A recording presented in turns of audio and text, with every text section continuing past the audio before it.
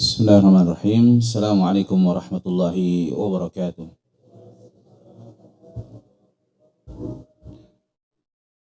Alhamdulillahirabbil alamin wassalatu wassalamu ala nabiyyina Muhammad wa ala alihi wa sahbihi wa man sara ala nahjihi ila yaumi yub'atsun. Subhanaka la ilma lana illa ma 'allamtana innaka antal alimul hakim. Allahumma 'allimna ma yanfa'una wanfa'na bima 'allamtana wa zidna ilma. Masyaallah muslimin, Bapak dan Ibu yang dirahmati oleh Allah Subhanahu wa taala. Alhamdulillah pada kesempatan di malam yang berbahagia ini kita melanjutkan dari pembacaan risalah Al-Qawaid Al-Arba', 4 kaidah tentang pengenalan terhadap kaidah-kaidah kesyirikan. Dan dengannya pula kita akan mengenal agama yang dibawa oleh Nabi Muhammad SAW dan juga akan mengenal agama kaum musyrikin, di mana Nabi SAW diutus di tengah mereka. Dan kita masih di muqaddimah, masih di pendahuluan, di mana di pendahuluan ini beliau Syekh Muhammad At-Tamimi rahimahullah mendoakan kepada kita dengan doa-doa yang indah. Beliau mengatakan, As-sallallahu al-karim Rabbal arsyil azim ayyatawallaka fid dunya wal akhirah. Aku meminta kepada Allah Subhanahu wa taala yang maha mulia, Rabb pemilik arsy yang sangat agung, ayyatawallaka fid dunya wal akhirah. Semoga Allah Subhanahu wa taala memberikan pertolongan kepadamu di dunia dan di akhirat. Di akhir dari pembahasan kita sampai di ucapan beliau tersebut. Dan pertolongan Allah Subhanahu wa taala terhadap orang-orang beriman, sebagaimana kemarin telah kita singgung, adalah pertolongan yang pasti. Dan para ulama menyebutkan bahwa pertolongan Allah terhadap orang-orang beriman dengan 2 hal. Yang pertama adalah bisayf wassinan, yaitu pertolongan dengan kemenangan di dalam peperangan. Dan yang kedua adalah pertolongan bil hujjah wal bayan, yaitu kemenangan di dalam menegakkan hujjah, menegakkan kebenaran.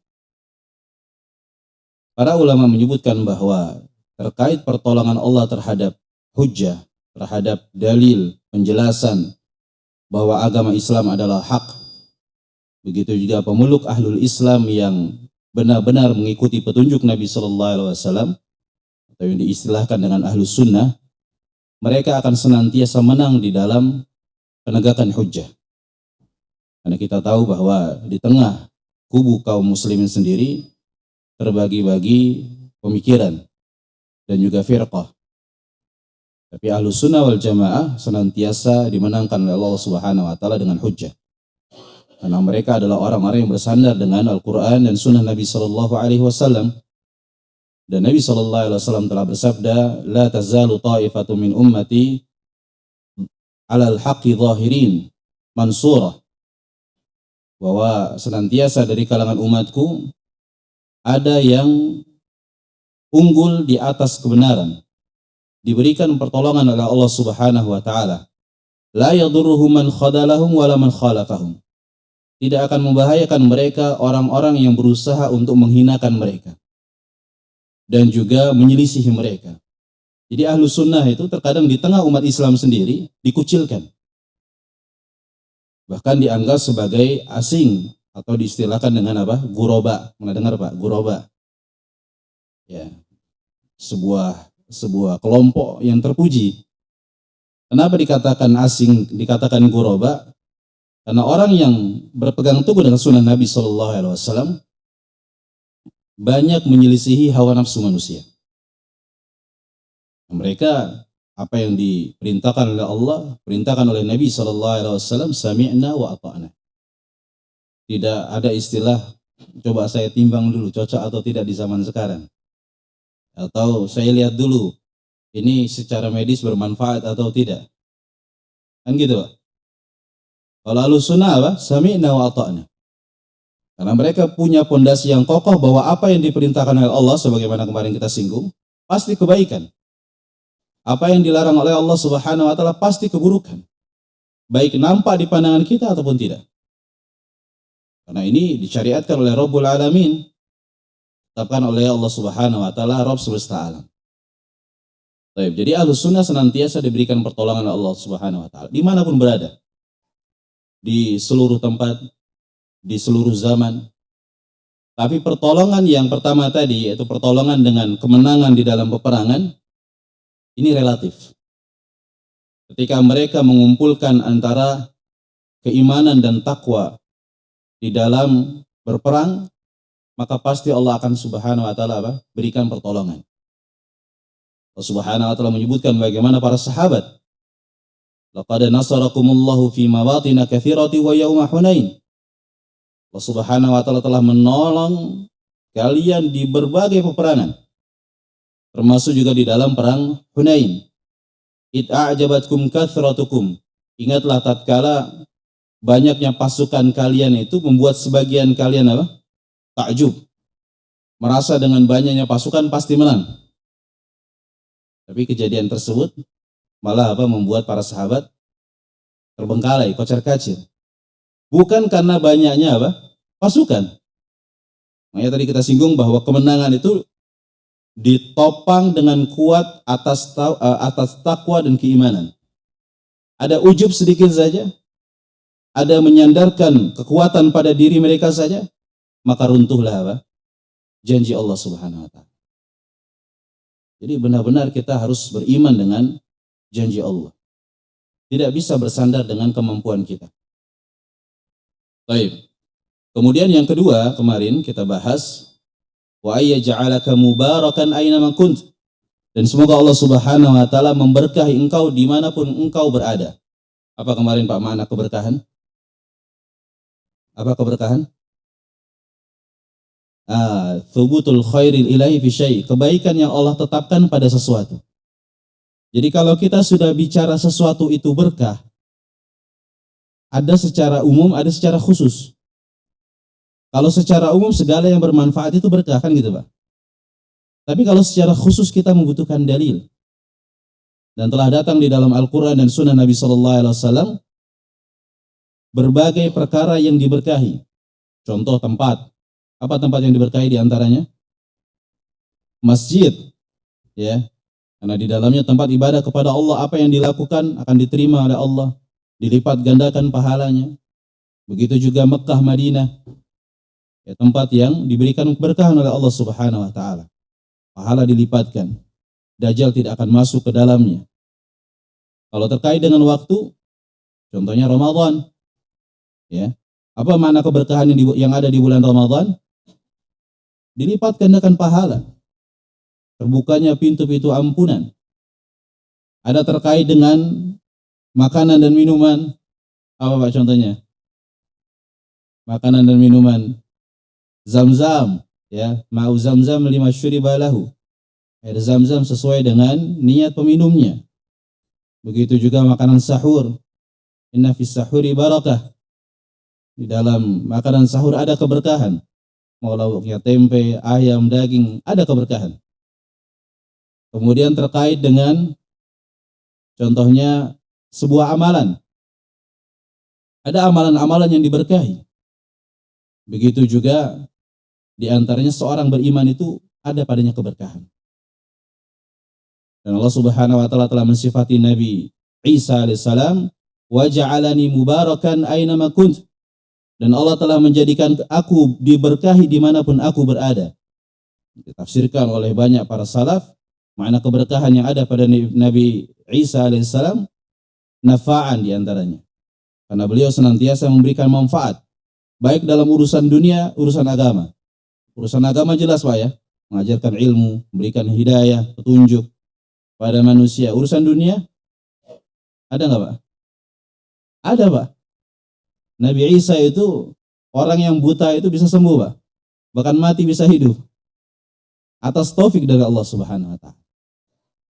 Nah, itu namanya keberkahan. Dan tidak boleh kita mengatakan sesuatu itu berkah kecuali dengan dalil. Karena sebagian orang berusaha bertabarruk. Tahu tabarruk, Pak? Apa tabarruk berarti artinya? Cari berkah, ngalah berkah dengan sesuatu yang tidak ada dalilnya. Wah, saya minum air zam-zam, saya tabarruk. Apa? Saya doa kepada Allah, minta permintaan.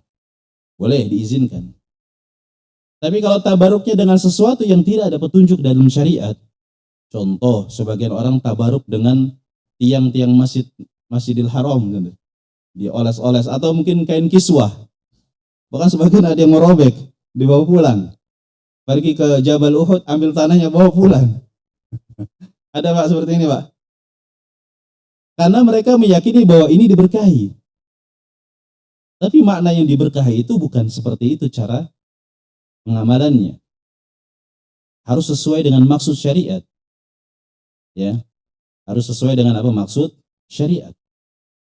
Contoh di zaman Nabi Shallallahu Alaihi Wasallam, orang-orang musyrikin biasa ngalap berkah ke Datul Anwat, pohon besar, keramat yang mereka anggap kalau mereka menggantungkan pedang-pedang panah-panah pasti sakti.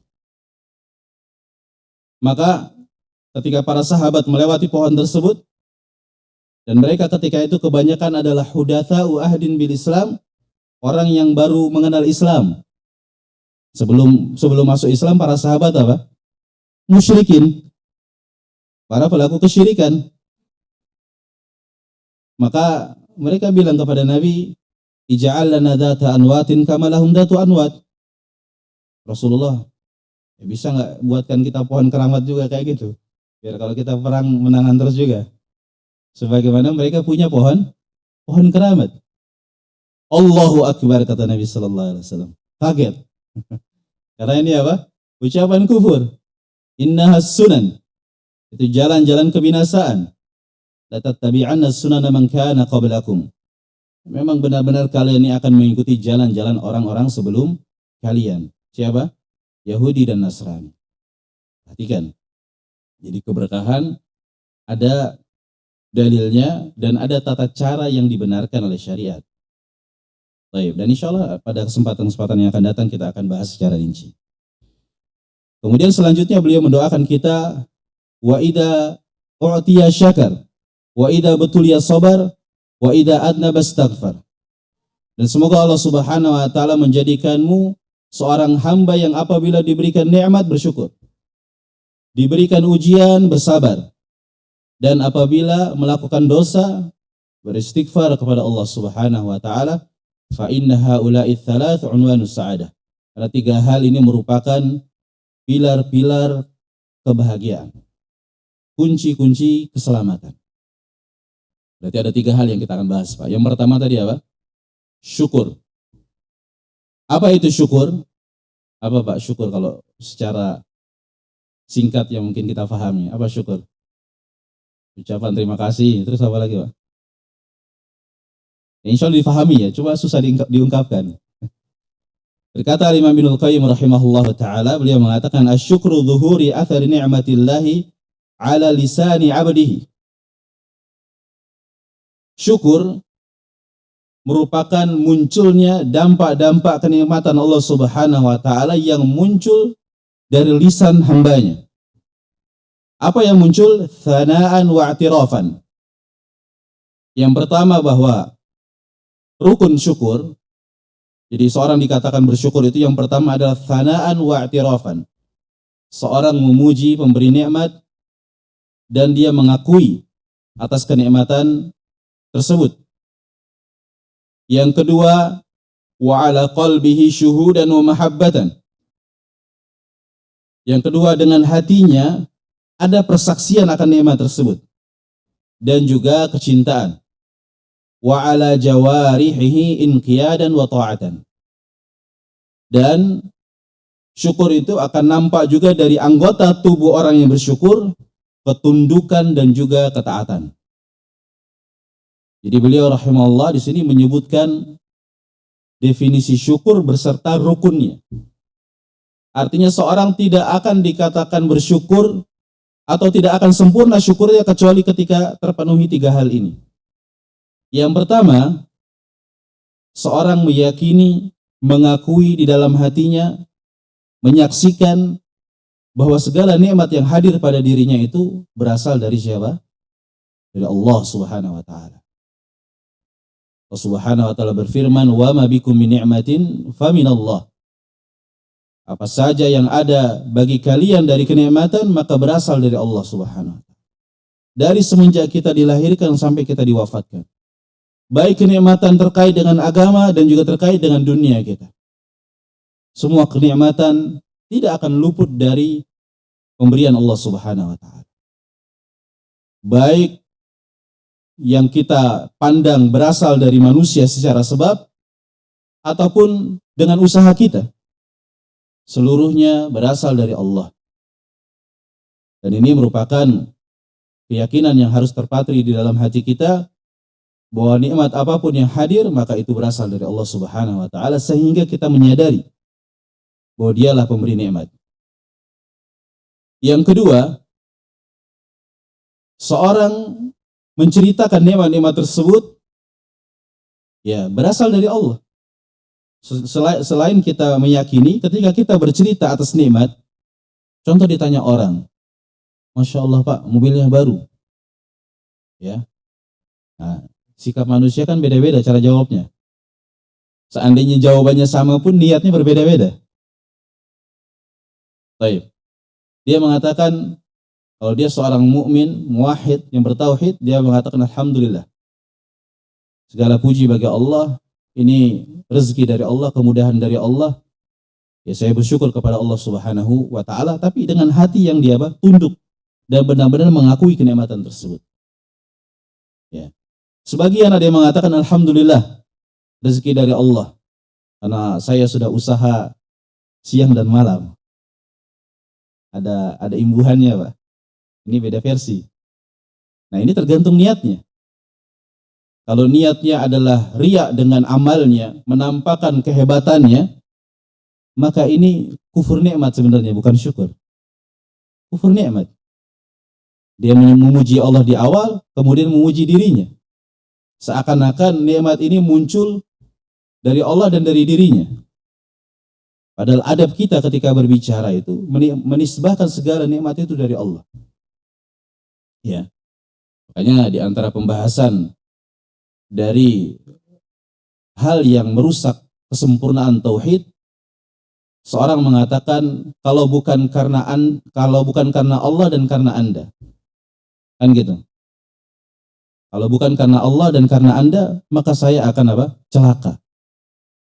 Dia menyebutkan nama Allah juga, tapi menggandengkan dengan sebab dan manfaat siapa? Makhluk. Ini kurang adab bersama Allah Subhanahu wa taala. Yang boleh seorang mengatakan karena Allah kemudian dengan sebab Anda. Jadi ada kata kemudian. Berarti seakan-akan statusnya di bawahnya. Tidak semisal. Ada kata syirik itu Pak? Berserikat kan gitu. Berserikat. Kalau dalam bahasa Indonesia saja perserikatan. Apa perserikatan? Berarti kan berkumpulnya banyak lembaga, berkumpulnya banyak orang. Jadi nikmat ini seakan-akan kumpul dari kekuatan Allah dan kekuatan dirinya atau kekuatan manusia. Ini adalah bagian dari syirik. Walaupun secara lisan kita tidak katakan dia adalah orang yang kafir, tidak. Karena syirik memiliki tingkatan-tingkatan. Baik. Allah Subhanahu wa taala berfirman, "Wa amma bi ni'mati rabbika fahaddits." Adapun terkait dengan nikmat Rabbmu maka ceritakan. Alhamdulillah alladzi bi ni'matihi tatimmus shalihat. Segala puji bagi Allah Subhanahu wa taala yang dengan berbagai kenikmatannya sempurnalah berbagai kebaikan. Alhamdulillah. Kalau perlu kita tidak perlu nampakkan usaha kita. Ya, sehingga orang yang mendengar itu fokus kepada pemberi nikmat. Tidak fokus kepada yang diberi nikmat. Kan gitu. Adapun setelahnya orang bertanya, ini antum banyak harta, banyak rezeki, ini sebabnya apa? Oh, sebabnya saya ada usaha ini, ada usaha itu, boleh saja. Tapi usaha itu pun berasal dari siapa? Dari Allah Subhanahu wa taala. Yang ketiga, bahwa di antara rukun syukur, seorang itu tidak dikatakan dia bersyukur sampai memanfaatkan nikmat tersebut dalam rangka mentaati Allah. Kalau seorang mengucapkan alhamdulillah tapi dia bermaksiat kepada Allah, tidak dikatakan sebagai hamba yang bersyukur. Ya, tidak dikatakan sebagai hamba yang bersyukur. Bahkan beramal dengan nikmat itu merupakan inti dan pokok syukur. Ya, oleh karena itu Nabi Shallallahu Alaihi Wasallam dilihat oleh Aisyah radhiyallahu anha, beliau salat malam sampai kakinya apa? Pecah-pecah, sampai bengkak. Maka Aisyah mengatakan, ya Rasulullah, lima fa'alta hada? Wahai Rasulullah, kenapa engkau lakukan yang seperti ini? Kalau kata orang Jawa, ngoyo, terlalu apa? Berlebihan. Kenapa kok sampai sepertinya Rasulullah? Qad ghafarallahu laka qad ghafarallahu dzambaka ma taqaddama min dzambika wa ma ta'akhkhar. Karena Allah Subhanahu wa taala itu kan sudah mengampuni dosamu yang telah lalu dan akan datang. Maka Nabi sallallahu alaihi wasallam mengatakan, afala uhibbu an akuna 'abdan syakura? Apakah tidak boleh aku menjadi hamba yang bersyukur? Maka apa? Maka seorang dikatakan bersyukur kalau dia menghambakan diri kepada Allah, mentauhidkan Allah, meninggalkan kesyirikan, menunaikan hak Allah, menunaikan hak-hak hambanya. Makanya ada kisah yang panjang yang mungkin pernah kita dengar tentang 3 orang Bani Israel, ya, di mana ketiganya memiliki apa? Kekurangan. Ada yang botak, dia pengen punya rambut yang bagus. Ada yang kulitnya kudis, pengen bersih. Ada yang buta, pengen bisa memandang. Maka Allah Subhanahu wa taala mengutus kepadanya malaikat. Kemudian bertanya kepada mereka apa yang mereka inginkan. Maka seluruhnya menyebutkan kesembuhan dari penyakitnya. Setelah itu nggak hanya sampai situ, ditanya apa harta yang paling engkau cintai. Yang satu bilang onta, yang satu bilang kambing, yang satu bilang sapi. Dikasih semuanya. Setelah mereka dihilangkan dari penyakit, hartanya berkembang menjadi kaya, diuji lagi oleh Allah Subhanahu wa taala dengan diutus malaikat berupa seorang yang cacat semisal dengan dia sebelumnya. Datang ke orang yang punya kulit kudis, yang sudah sembuh, orang yang berkudis juga. Pada orang yang tadinya buta kemudian bisa memandang, datang orang buta juga. Pada orang yang nggak punya rambut, datang juga orang botak. Seluruhnya datang dan mereka mengatakan, Ibnus Sabil wan qata'atis subul. Ya, saya ini orang yang sedang di dalam perjalanan, sudah nggak punya modal. Tolong berikan harta kepada saya. Saya minta sedikit saja untuk perjalanan. Maka 2 orang yang botak dan juga yang punya penyakit kudis itu, dia bilang al-huququ katsirah, lagi banyak tanggungan. Padahal hartanya banyak. Hartanya banyak. Dia bilang al-huququ katsirah, lagi banyak tanggungan, lagi banyak keperluan. Subhanallah. Maka malaikat tersebut mengatakan, ka'anni a'rifuk. Sepertinya saya kenal Anda dulu, ya.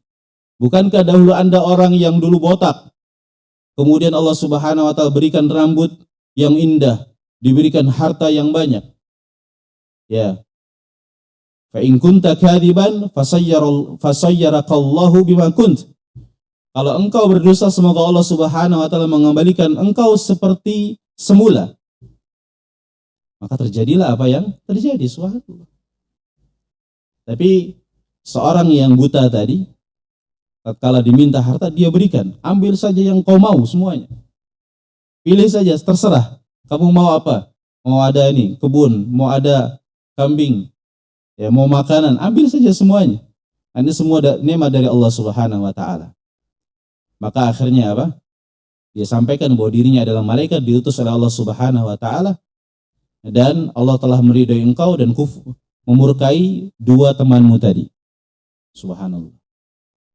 Jadi di pelajaran dari kisah ini, bahwa di antara bentuk syukur seorang itu memanfaatkan pemberian Allah dalam rangka mentaatinya. Sebagai contoh dalam kisah ini, harta pemberian. Berarti di dalam harta itu kan ada Ada hak dan kewajiban yang harus dia tunaikan. Ada hak dan kewajiban yang harus dia tunaikan. Di antara bentuk kewajiban dalam harta Pak? Contoh yang paling pokok adalah zakat. Kalau seorang sudah mencapai nisab, ya kemudian selesai padanya haul, maka dikeluarkan 2,5%. Kemudian ada hak yang wajib juga terkait harta apa? Nafkah. Ya, untuk siapa? Paling dekat adalah untuk keluarga kita, anak kita, istri kita, orang tua kita. Kemudian orang-orang yang berada di bawah kita dan tanggungan kita. Itu hak dan kewajiban yang harus kita tunaikan. Begitu juga termasuk orang yang membutuhkan harta dan tidak ada yang bisa menolong kecuali kita. Ya. Dan Allah Subhanahu wa taala menyebutkan hak dari harta yang kita miliki itu, wa fi amwalihim haqqul lis-sa'ili wal mahrum. Dan terhadap harta-harta orang yang diberikan tadi, ada hak bagi orang yang meminta ataupun yang tidak meminta. Kadang kita itu fokus kepada orang yang minta saja.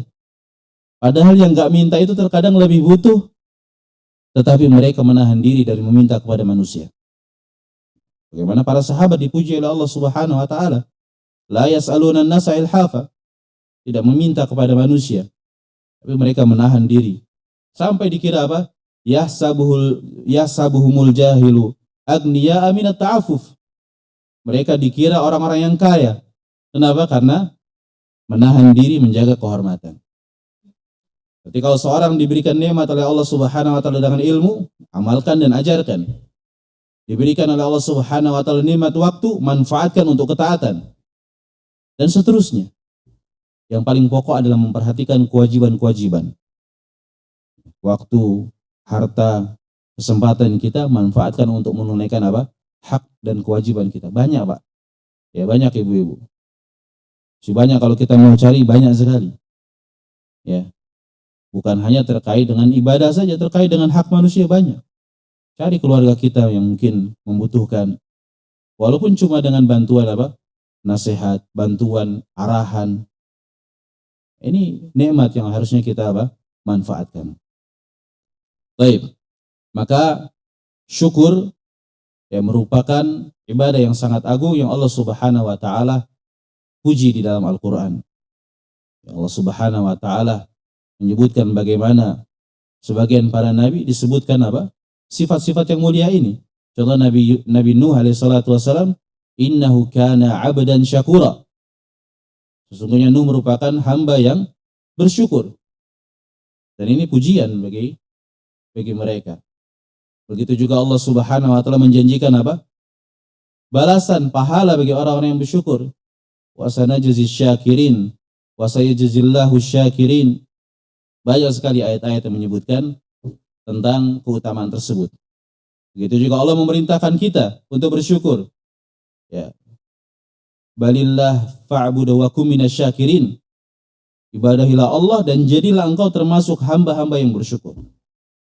Sampai para ulama mengatakan kenapa digandengkan antara perintah ibadah dengan perintah syukur? Karena orang yang enggak beribadah enggak akan bersyukur. Ya, tidak akan bersyukur. Bagaimana mungkin dia mendapatkan berbagai nikmat dan karunia sedangkan dia tidak mengibadahi, tidak mengakui pemberi nikmat. Baik. Begitu juga Allah Subhanahu wa taala di dalam banyak ayat menyebutkan keutamaannya. Lain di antaranya adalah seorang yang bersyukur akan dijauhi dari azab, dari siksa. Allah berfirman di dalam surah An-Nisa, "Ma yaf'alullahu bi'adzabikum in syakartum wa amantum." Allah tidak akan menyiksa kalian kalau kalian itu bersyukur kepada Allah dan beriman kepadanya. Baik. Tapi tentunya apa yang telah kita bahas tadi Bapak Ibu sekalian, itu termasuk ibadah yang agung, ibadah yang mungkin berat, karena tidak semudah pembahasannya. Jadi kita bahas ini begitu mudah sekali menyampaikan, bahkan saya menyampaikan mungkin nampaknya begitu mudah, tapi dalam mengamalkan tentu banyak apa ujian dan rintangan. Berkata Imam Ibnul Qayyim rahimahullahu taala, walamma arafa aduwullah iblis qadra maqami syukur. Tatkala, kata beliau rahimahullah, tatkala musuh Allah yaitu iblis Dia mengetahui tentang kadar syukur, tingkatan syukur, kedudukan rasa syukur kepada Allah. Wa annahu min ajalli al-maqamat wa a'laha. Dan bahwa syukur merupakan perkara yang paling mulia dan paling tinggi di dalam agama. Ja'ala ghayatahu ay yas'a fi qat'in nasi anhu. Maka iblis yang merupakan musuh seluruh manusia, dia berusaha dengan keras untuk menutup pintu-pintu syukur. Berusaha untuk membuat kita itu kufur kepada nikmat-nikmat Allah. Fokus kepada sebab, tidak kepada pemberi nikmat. Allah Subhanahu wa taala berfirman di dalam surat Al-A'raf ayat ke-17, mengabadikan ucapan iblis. Dia mengatakan, "Tsumma la'atiyanahum min baini aydihim wa min khalfihim wa an aymanihim wa an syama'ilihim." Kemudian aku akan datangi manusia dari depan mereka, dari belakang mereka, dari kiri mereka, dari kanan mereka.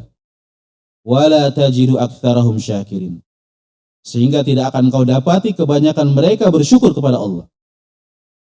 Berarti kufur nikmat itu selain dari fitrah jelek manusia, ya kufur nikmat memang dasarnya, ada sebab-sebab apa?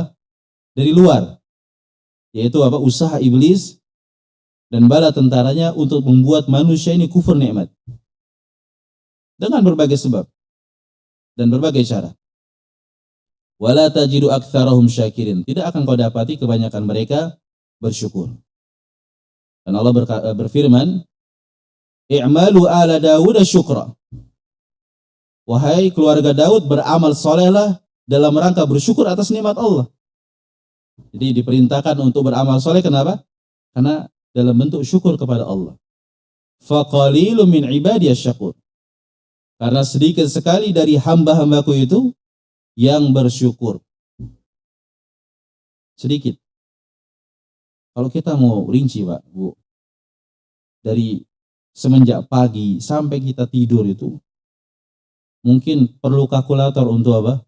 Menghitung nikmat-nikmat Allah. Ya atau tidak, Pak? Bayangkan setiap embusan nafas saja itu nikmat dari Allah. Belum anggota tubuh kita yang sempurna, walillahil hamd. Kemudian kita bisa melakukan aktivitas normal, tidak seperti sebagian saudara-saudara kita. Di pagi hari kita dimudahkan untuk melakukan aktivitas di bawah naungan nikmat. Subhanallah. Segala nikmat mengalir di setiap harinya. Makanya sampai ada seorang penyair mengatakan, "In kana syukri ni'matallahi ni'matan alayya lahu fi mithliha yajibu syukru." Kalau seandainya, kata seorang penyair, syukurku, ya bersyukurnya aku ini, kata beliau, terhadap nikmat-nikmat Allah itu saja sebuah nikmat, maka wajib bagiku terhadap yang semisal untuk bersyukur. Maksudnya gini, Pak. Maksudnya gini. Kita sebagai contoh, kita mendapatkan apa? Mendapatkan rezeki di pagi hari. Pak, Bapak mendapatkan hadiah dari fulan-fulan dengan sebuah ini dan itu. Maka kita yang beriman kepada Allah, alhamdulillah. Bersyukur enggak, Pak? Syukur, pagi-pagi sudah dapat nikmat. Setelah kita mengucapkan alhamdulillah, itu ucapan kita itu nikmat atau bukan? Nikmat. Dari sisi apa dikatakan nikmat, Pak?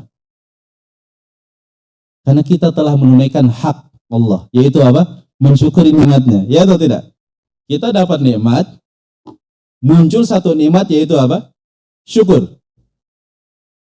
Jadi ucapan syukur kita itu pun nikmat dari Allah yang harusnya apa? Disyukuri lagi. Sampai nggak maksudnya, Mas? Bisa dipahami, Pak, ya? Hah? Kenapa? Iya. Karena taufik ibadah itu kan fadlun min Allah, ya atau tidak? Seorang diberikan taufik untuk bersyukur, itu nikmat atau bukan? Nikmat, kan? Jadi sebenarnya nggak bisa berhenti kita, Pak. Kan gitu. Dapat satu nikmat, kita bersyukur. syukur kita itu adalah nikmat juga. Subhanallah. Ya wa ma bikum min ni'matin faminallah. Maka segala nikmat yang datang pada kalian dari Allah Subhanahu wa taala. Benar penyair tersebut mengatakan fa kaifa wuqu'i syukri illa bi fadli. Bagaimana tidak? Karena terwujudnya sebuah syukur dari hamba itu pun dari karunia Allah Subhanahu wa taala. Wa in talatil ayyamu wattasala al-umru. Di setiap hari dan sepanjang umur kita penuh dengan nikmat-nikmat dan karunia Allah. Maka penting Bapak Ibu sekalian, kita apapun yang kita rasa, apapun yang kita dapat di hadapan kita, ataupun yang dulu-dulu pernah kita dapat, sering-sering untuk mengingat apa? Pemberi nikmat. Alhamdulillah, alhamdulillah. Aku bersyukur kepadamu ya Allah. Ajarkan kepada istri kita, ajarkan kepada anak kita untuk bersyukur. Karena ini mendatangkan keridhaan Allah Subhanahu wa taala. Dan Nabi SAW telah bersabda, "Innallaha la yarda 'anil 'abdi ayyakula al-akla fayahmadahu 'alaiha." Allah benar-benar ridho terhadap seorang hamba makan dengan satu suapan saja dari nikmat yang Allah berikan, kemudian dia memuji atas nikmat tersebut.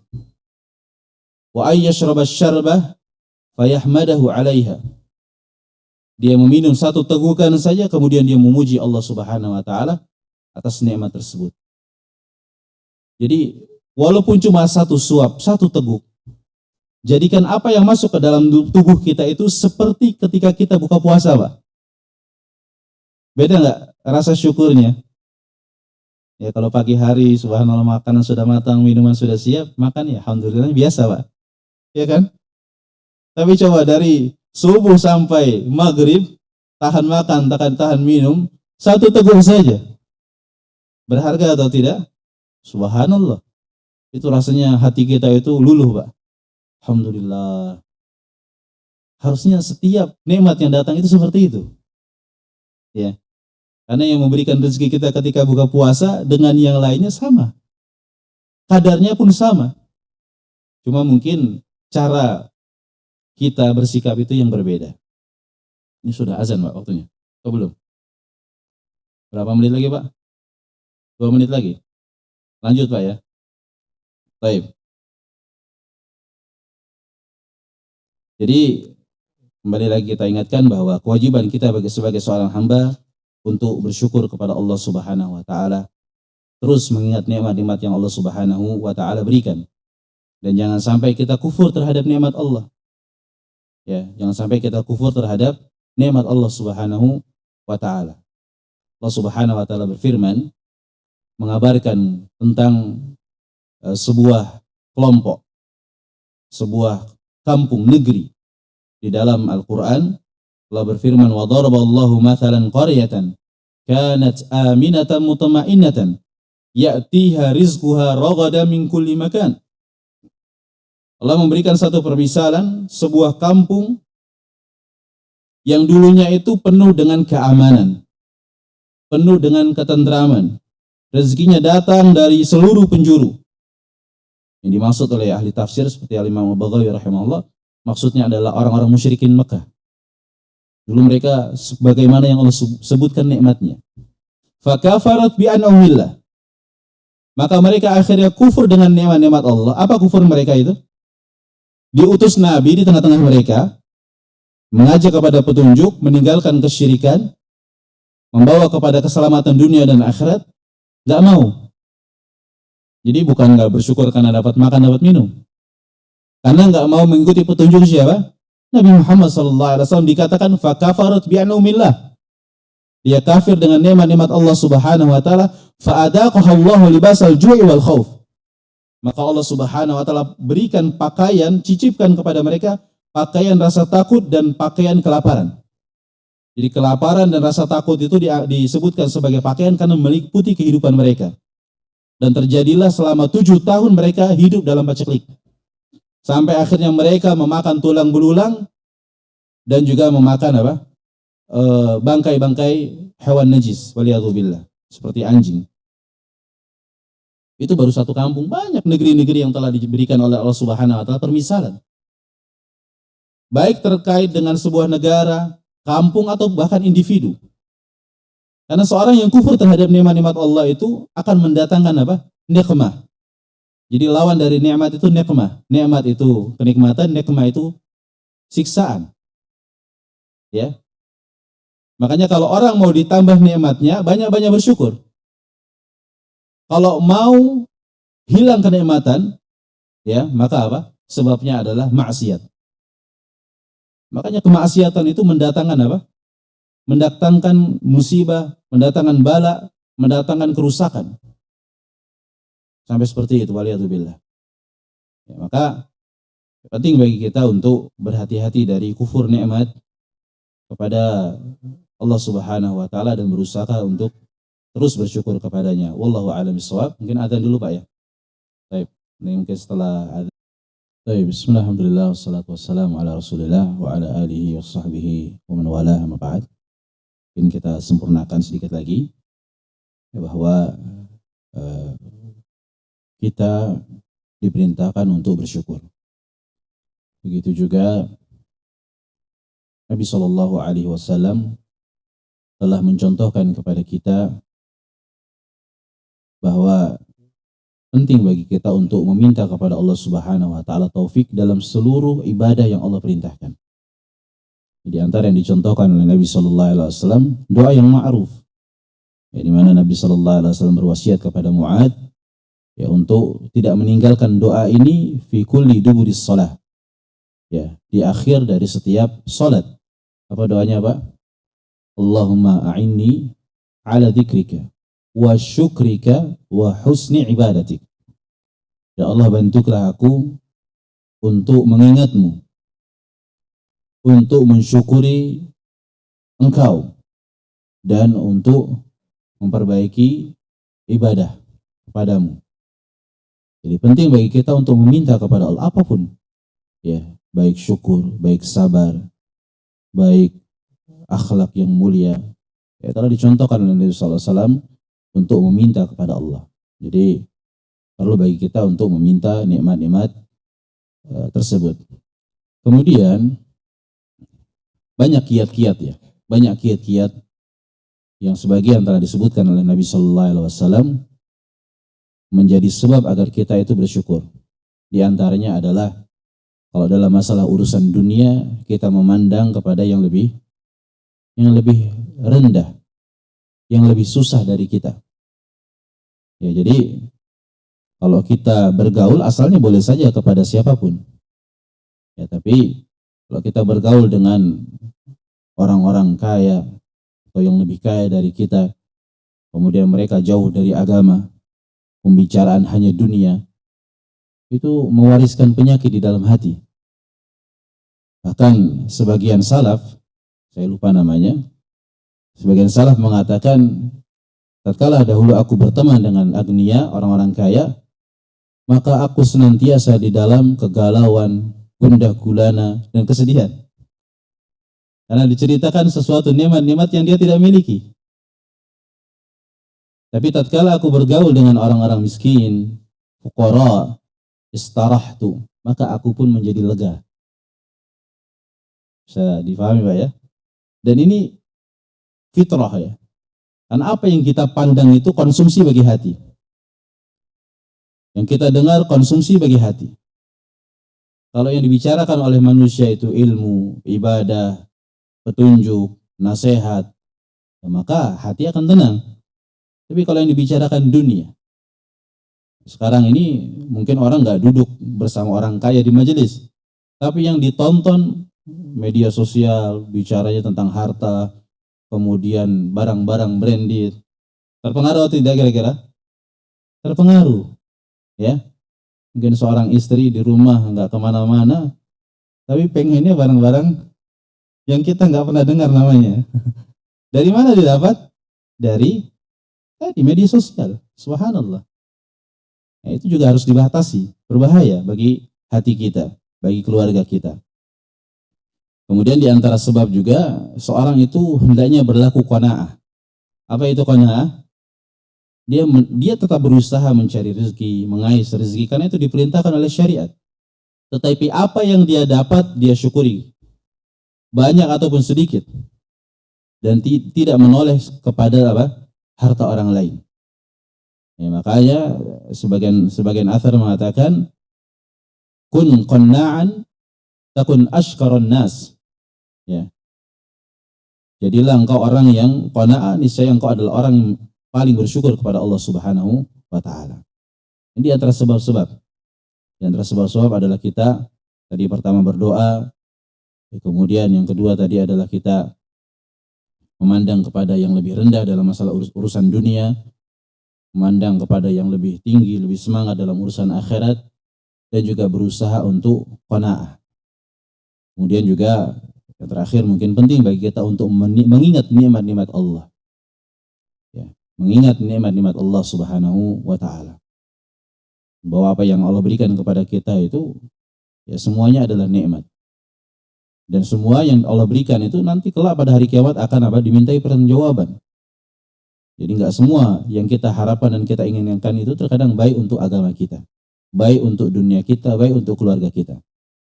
Ya, wallahu a'lam bishawab. Mudah-mudahan apa yang kita bahas memberikan manfaat, dan insyaallah pekan depan kita masuk kepada pembahasan sabar, dan mudah-mudahan kita bisa istiqamah untuk ya, senantiasa bersyukur kepada Allah Subhanahu wa taala. Wallahu a'lam bishawab.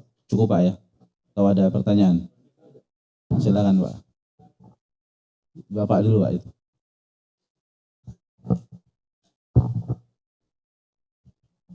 Assalamualaikum warahmatullahi wabarakatuh. Waalaikumsalam warahmatullahi wabarakatuh. Anda pernah dengar gini Ustaz, ada ketika ada seorang kafir masuk Islam, Ya. semua dosanya diampunkan oleh Allah. Begitu juga pahala-pahala yang dia lakukan sebelum dia masuk Islam itu akan menjadi pahala setelah dia masuk Islam. Ini kaitannya dengan jika seorang muslim dia awalnya muslim, muslim, tapi jahil, sangka dia berbuat kesyirikan ini segala macam deh. Tapi ketika dia mendapat ilmu, mungkin dia sadar, dia bertobat, apakah sama dengan orang kafir tersebut yang dia dapat? Terima kasih. Baik, barakallahu fikum. Nabi SAW bersabda, al-Islamu yahdimu makana qablah. Sesungguhnya keislaman seorang itu menghancurkan, merusak dari apa yang dahulu dia lakukan. Dari kekufuran, dari kesyirikan, dari kemaksiatan, perzinahan, dan seterusnya. Dan ini merupakan keutamaan Islam. Ya, dan motivasi bagi orang-orang kafir untuk masuk ke dalam Islam. Kemudian kalau seandainya terjadi orang yang telah memeluk Islam itu dahulunya jahil, kemudian apa? Dia bertobat kepada Allah, kan gitu Pak. Kalau kufur kembali kepada Islam, maksiat taubat, kan gitu Pak. Apakah sama dengan orang yang dulunya kafir? Harusnya Pak, harusnya itu lebih utama ya atau tidak? Harusnya lebih utama. Dan Allah Subhanahu wa taala telah berfirman, "Innal hasanati yudhhibna sayyi'at." Sesungguhnya kebaikan-kebaikan dan amal saleh itu menghilangkan keburukan-keburukan. Bahkan Allah Subhanahu wa taala tatkala menyebutkan rentetan dosa yang begitu banyak. Ya. Walladina la yad'una ma'allah ilahan akhar wa la yaqtuluna nafsal lati harramallahu illa bil haqqi wa la yaznun wa man yaf'al dzalika yalqa athama. Dan orang-orang yang tidak menyembah selain Allah, ya, kemudian tidak melakukan zina, berbagai kemaksiatan. Dan siapa yang melakukan hal tersebut, kata Allah dalam surat Al-Furqan, dia akan meraih dari berbagai dosa dan kemaksiatan. Yudha'af lahul adabu yaumal qiyamati wa yukhzihim.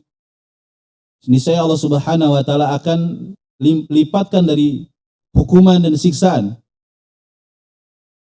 Illa man taba wa amana wa amila amalan salihan. Kemudian Allah mengecualikan kecuali yang beriman, beramal soleh, kemudian mereka bertobat, beriman dan beramal soleh. Faulaika yubaddilullahu sayyi'atihim hasanat. Maka mereka itulah orang-orang yang dosa-dosanya itu diganti jadi kebaikan. Jadi kemaksiatan yang dulu dilakukan itu bernilai pahala akhirnya setelah apa? Setelah taubat. Tapi taubat nasuha, Pak. Taubat nasuha. Taubat yang memenuhi syarat. Dan insya Allah di poin yang ketiga, yaitu beristighfar kepada Allah, kita akan bahas tentang apa itu syarat taubat. Kapan seorang dikatakan bertobat kepada Allah. Berarti harusnya lebih utama, Pak. Ya, dan ini menunjukkan luasnya karunia dan rahmat Allah. Jadi sangat mudah bagi Allah Subhanahu wa taala untuk apa? Mengampuni dan menimpakan baginya apa? Nikmat-nikmat dan keutamaan. Bayangkan orang yang terakhir masuk surga itu saja apa? Dapat 10 kali lipat dari bumi ini. Ya, subhanallah. Satu bumi saja nggak selesai kita jalan-jalan, Pak. 10 kali lipat. Kenapa? Karena karunia Allah itu luas, sangat mudah bagi Allah untuk memberikan apa? Kenikmatan. Apalagi cuma sekadar ampunan, apalagi mengganti keburukan menjadi kebaikan. Ya. Fadlullah yu'ti liman yasha. Maka karunia Allah itu diberikan kepada siapa yang dia kehendaki. Wallahu a'lam bishawab. Silakan, Pak. Assalamualaikum Ustaz. Ini berkaitan di Indonesia itu kan budaya syukuran itu banyak sekali gitu. Syukuran dengan mengundang orang gitu. Nah, pertanyaan saya, bagaimana dengan tradisi salaf dulu ketika bersyukur dengan mengundang orang itu seperti bagaimana gitu? Dan momen-momen apa aja gitu seperti untuk bisa mengundang orang. Terima kasih Ustaz. Baik. Bersyukur sama syukuran sama beda, Pak. Baik, kalau syukur itu kan tadi ya, syaratnya sudah jelas, Pak ya. Jadi seorang mengakui dalam hati, menceritakan nikmat, kemudian melakukan nikmat tersebut untuk ketaatan kepada Allah. Kemudian istilah syukuran di negeri kita lebih kepada ketika seorang mendapatkan satu nikmat, dia bersyukur kepada Allah. Kan gitu. Kemudian di antara kesempurnaan syukurnya dia mengundang orang-orang untuk makan, minum, sedekah. Ya, asalnya ini sebenarnya perkara yang boleh. Tapi bukan sebuah syariat ya. Bukan sebuah syariat. Karena syukuran-syukuran yang mungkin dianggap oleh sebagian masyarakat sebagai syukuran, ada memang di dalam syariat tapi itu terbatas. Contoh, seperti nikah. Syukurannya dengan apa? Dengan walimah. Seorang punya anak, bayi, Masya Allah. Syukurannya dengan apa? Dengan akikah. Ya itu saja. Kalau pulang haji, pulang umroh, syukuran, ini asalnya sebenarnya tidak ada. Nabi SAW berhaji, berumroh, para sahabat berhaji, berumroh. Tapi tidak diriwayatkan mereka mengumpulkan. Jadi lebih kepada tradisi, Pak. Lebih kepada tradisi. Boleh atau tidak, asalnya boleh-boleh saja, tapi jangan dianggap sebagai syariat. Karena mohon maaf Pak, Bapak Ibu sekalian, ketika sebuah amalan yang merupakan tradisi dirutinkan, akhirnya dianggap syariat oleh sebagian orang. Buktinya mana? Buktinya kalau orang pulang dari haji umroh nggak ngumpulin keluarga syukuran, ini nggak syukuran dia, nggak berkah, nggak mabrur berarti. Ya atau tidak, Pak? Akhirnya sudut pandang orang jadi berubah, kan gitu. Berubah, Pak. Makanya hendaknya jangan membiasakan. Jangan membiasakan, karena ini membuat sunnah yang akhirnya memberatkan sebagian orang. Ya atau tidak? Iya, memberatkan sebagian orang. Maka malah kalau bisa itu kita berangkat haji umroh nggak ada yang tahu. Ya, pulang tahu-tahu sudah botak, sudah gitu ya. Soalnya sebagian orang masih mampu untuk melakukan seperti itu. Ya, itu yang lebih utama karena kita lagi melakukan amal soleh. Bapak pulang dari haji umroh, kumpulin orang, nggak muji semua orang tuh kan gitu. Wah, bapak haji, Pak umroh gitu dan seterusnya. Wallahu a'lam. Intinya boleh, tapi diperhatikan lagi ya, maslahat, mudarat. Kemudian mungkin ada yang lebih manfaat. Tapi kalau cuma sekedar keluarga besar, mungkin itu lebih pas ya, lebih tepat. Sehingga nggak kesannya itu seperti mencontohkan ke masyarakat kalau mengundang banyak orang. Seperti itu. Wallahu a'lam. Mengenai kufur nikmat Ustaz ya. Itu apakah mirip identik dengan istidraj Ustaz? Terima kasih. Kufur nikmat dengan istidraj. Kalau kufur nikmat itu secara umum seorang tidak menisbahkan nikmat kepada Allah, tapi menisbahkan nikmat kepada kemampuan dirinya, sebab-sebab yang dia lakukan. Kemudian kalau secara khusus dia tidak beribadah kepada Allah. Itu inti utama dari kufur. Ya. Jadi kalau dia menisbahkan kemampuan kepada dirinya, itu bentuk kekufuran. Contoh seperti Qarun, ya. Inna Qaruna kana min qaumi Musa fabagha 'alaihim wa ataina minal kunuzi ma inna mafatihahu latanu bil usbati ulil quwwah. Jadi harta yang dia miliki itu ada di gudang-gudang yang kuncinya saja dipikul oleh banyak orang keberatan. Ya. Ketika dinasihati oleh kaumnya, la tafrah. Innallaha la yuhibbul farihin. Kamu tuh jangan sombong dengan hartamu. Allah tidak cinta dengan orang-orang yang sombong.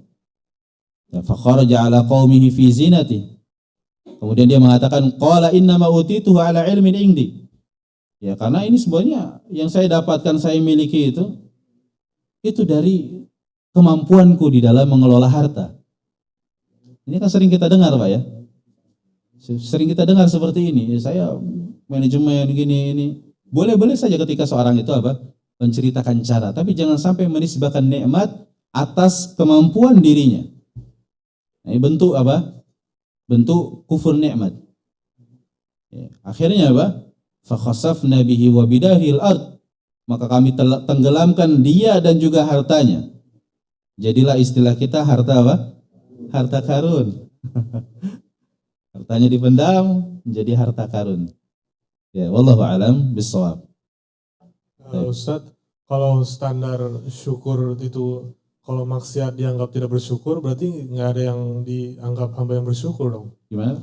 Kalau maksiat berarti tidak bersyukur, berarti tidak ada hamba yang bersyukur dong. Ya, iya. Karena Allah mengatakan wa qalilun min ibadiyas syakur. Sedikit sekali dari hamba-hambaku yang bersyukur. Kalau kita mau bertanya kepada diri kita dan kita mau mengakui kita orang yang bersyukur atau yang kufur kebanyakan, Pak? Jujur, Pak. Kalau saya jujur, Pak, mengakui saya itu banyak kufurnya daripada banyak syukurnya. Karena banyak hak Allah Subhanahu wa taala yang tidak kita tunaikan. Begitu besar hak Allah. Ya. Tapi sedikit sekali yang kita tunaikan. Tapi kita tetap berusaha untuk menunaikan. Kita jatuh, kita beristighfar, minta ampun kepada Allah, kita berusaha lagi untuk menjadi hamba yang bersyukur, kan gitu. Jadi seperti itu. Wallahu a'lam bishawab. Cukup, Pak. Masih ada waktunya.